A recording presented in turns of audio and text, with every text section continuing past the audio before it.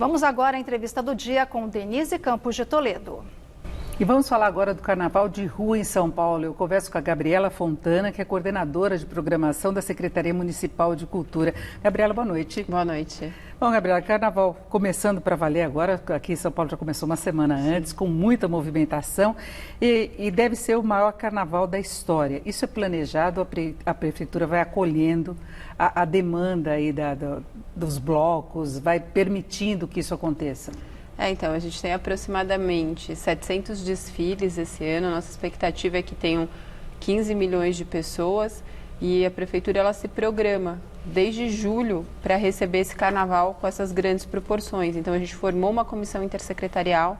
Essa comissão ela é formada por todos os órgãos da Prefeitura que têm envolvimento direto com o carnaval. E desde então a gente fez mais de 40 reuniões intersecretariais para definir todo o planejamento do trajeto dos blocos, da estrutura que vai ser implantada, de toda a questão relacionada à ocupação da cidade, porque além de quem está no carnaval, na festa, a gente tem uma cidade que não para. Então as pessoas precisam de mobilidade, elas precisam se locomover pela cidade, então a preocupação dessa comissão vai também além. Então ela tem como prerrogativa diminuir os impactos na cidade. Reclamação de moradores, que tem algumas áreas que a gente tem uma reclamação recorrente, não é? Agora, como é que é definido o local, esse mapeamento da cidade? Porque eu fui surpreendida que teve um bloquinho na semana passada da minha rua, que eu não imaginava. Como é que é feito esse mapeamento?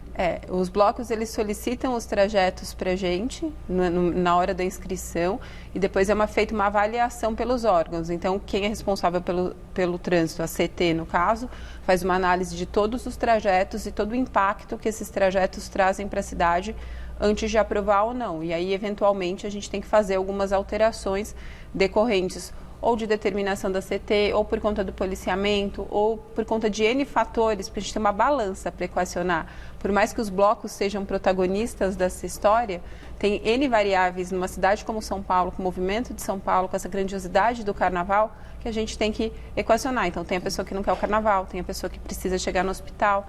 Então, a gente procura atender o máximo possível de todos esses interesses. Tem os moradores que querem sair do local, que querem voltar para casa, vão pegar congestionamento, e tem alguns congestionamentos muito grandes. Tem coordenação de trânsito, de segurança, todas as áreas estão envolvidas, né? Sim, a gente tem, durante todos os dias de carnaval, uma sala de gerenciamento de crise que fica localizada no Copom, no Comando Geral da PM, em que todos os órgãos têm representantes lá e essas tomadas de decisão são em conjuntos. Eventualmente, se alguma coisa sai fora do planejamento, a gente já toma a decisão nessa sala para poder fazer a festa voltar para os conformes e para o que tinha sido planejado. Então, a gente procura monitorar, a gente monitora o tempo inteiro o evento através de câmeras, através de pessoas, né, que são contratadas e as pessoas dos órgãos que estão presentes nos desfiles, para a gente poder entender o que está funcionando, o que não está.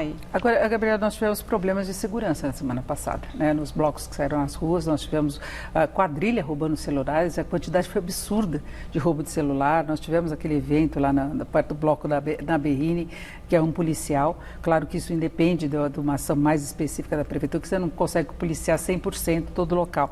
Agora, vai ter um cuidado adicional depois dessas experiências da semana passada? Eu acho que assim, essas experiências não foram generalizadas, foram coisas pontuais, elas não aconteceram pelo carnaval inteiro. Então, o fato da Berrini foi um fato completamente isolado, dentro de um evento dessa magnitude, né, em que mais de quase 2 milhões de pessoas nas ruas. A questão dos furtos, que você se refere, que aconteceram em alguns lugares da região central, eles estão sendo repensados no ponto de vista da segurança, mas eu acho que agora assim, não é momento da gente achar um responsável e culpabilizar. Eu acho que é momento da gente integrar e entender o que nós podemos juntos fazer por um carnaval melhor. O que eu estou falando agora, dessa semana, que vai ter mais blocos, sim, né? Qual o cuidado? Tem 258 blocos. Eu acho que a gente vai melhorando a cada dia, né? Então, depois do primeiro fim de semana, a gente fez uma reunião de avaliação, a gente repensou estratégias, inclusive com a PM, com a GCM de segurança, de rever algumas coisas para melhorar mesmo a integração das forças policiais, para a gente entender como é que essa metodologia pode funcionar de uma forma mais efetiva. Mas eu repito, assim, eu não acho que foram casos generalizados, foram casos pontuais. Se você olhar os números de pessoas presas, detidas por conta desses furtos... Não conseguiram depois identificar. Foi bem significativo comparado, inclusive, a anos anteriores. Então, eu acho que assim, a gente avança a cada dia. A gente tem os drones esse ano com reconhecimento que dá para reconhecer a face. A gente tem os helicópteros da Polícia Militar que estão o tempo inteiro sobrevoando. Então, a gente tem outros fatores tecnológicos que estão ajudando agora nessa operação. Se você for pensar na Força Policial, considerando a expectativa o público que teve, a gente tem um policial a cada 149 pessoas.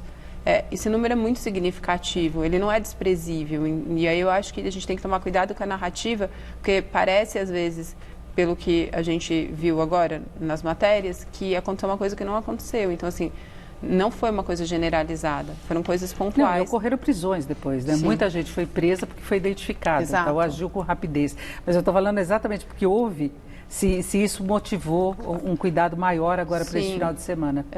A gente, como eu te disse, a gente teve uma reunião no Comando Geral da PM em que a gente reavaliou estratégias e eles vão entrar com uma estratégia aprimorada agora para o próximo fim de semana na tentativa justamente de diminuir esses casos ou inibir possíveis furtos. E o planejamento é integrado com o Sambódromo, que é um outro foco é separado? Não, é separado. A gente, enquanto Secretaria de Cultura, a gente coordena a Comissão Intersecretarial do Carnaval de Rua. O Sambódromo ele é feito pela Secretaria de Turismo e aí eles integram os órgãos. A gente não participa dessa operação. E, Gabriel, dessa expectativa aí de público, tem muita gente do exterior? A previsão de vocês qual que é? A gente tem uma expectativa, né, porque alguns sites da internet já disseram que São Paulo é o destino mais procurado para o período de carnaval, em termos de passagem aérea. Então, mais do que o Rio? Mais do que o Rio, mais do que Salvador. E então a nossa expectativa é que o público atinja os 15 milhões. E aí na integração desses serviços todos tem preocupação com saúde por causa do coronavírus? Tem. A Secretaria de Saúde tem um protocolo, caso haja algum caso em São Paulo, por enquanto... Não, mas para quem está chegando em aeroportos, essas coisas, tem uma fiscalização? Como é que a distribuição é pela Prefeitura mesmo? A Prefeitura, junto com o Governo do Estado, tem um protocolo, ninguém é impedido de entrar, mas tem a questão da quarentena que tem que ser cumprida, se você se expôs à situação de risco.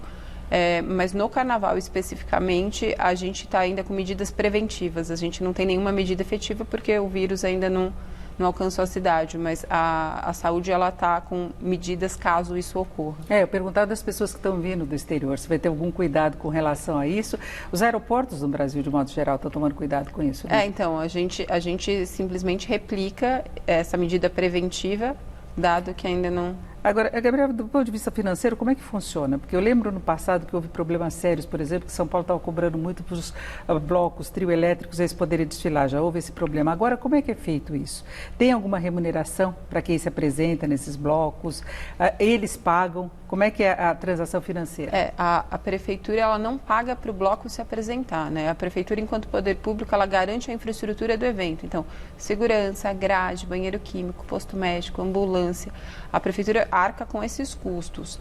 O evento em si do bloco é um evento privado, que é patrocinado ou não, né, com receita própria, que independe do patrocínio da Prefeitura. O que a Prefeitura faz é apoiar blocos comunitários, que quando eles se inscrevem como comunitários, aí a Prefeitura apoia com um carro de som e ambulância. Mas os que vêm de fora? Porque tem uns que têm grandes estruturas, né? São cantores famosos, que se apresentam, inclusive, em Salvador. Nós já tivemos isso no último final de semana e são os que mais atraem público, né? A Prefeitura não paga cachê artístico, né? Se você pensar na operação do Carnaval de Rua do Brasil como um todo, a Prefeitura, ela paga pela estrutura. Os cachês, os custos do bloco são pagos pelos blocos, são eventos dos blocos, não são subsidiados por nós. Isso historicamente, desde o Carnaval de Rua foi instaurado em São Paulo oficialmente em 2013, a Prefeitura nunca pagou pelos custos artísticos e de infraestrutura do bloco em si, só da operação do evento. Que tinha uma época que tinha restrições de apresentação em São Paulo e aí os artistas tinham que pagar. E houve anos em que eles se recusaram a pagar. Então mudou toda a questão. São Paulo está aberto para os blocos. Sim, o que tinha antes era uma cobrança das taxas, que não era uma cobrança do bloco. Assim, você tem uma taxa de uso do solo, a taxa da CT, que são taxas que pagam pelo serviço público prestado. E aí os megablocos, eles pagavam um custeio, pagavam um custo referente a essas taxas. Não é que eles pagavam para a Secretaria de Cultura ou para estar no Carnaval, era a taxa de uso de evento. E hoje não existe mais essa taxa é isenta, e aí a Prefeitura arca com essa operação.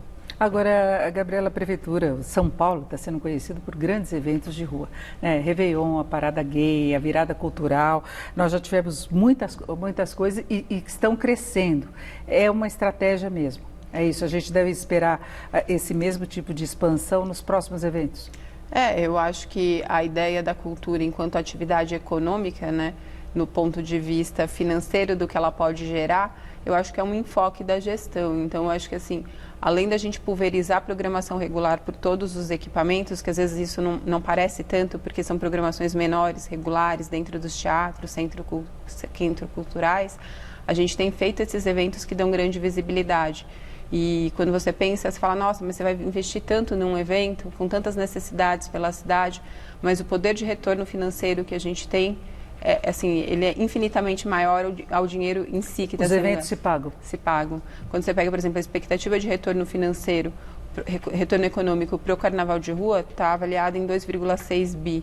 É um montante bem significativo. Mas entrando para a Prefeitura mesmo, que a gente tem uma movimentação na cidade, tem os hotéis, sim, que lotam, restaurantes, exato, bares e tudo mais, e às vezes alguns chegam antes e vão comprar fantasia, inclusive.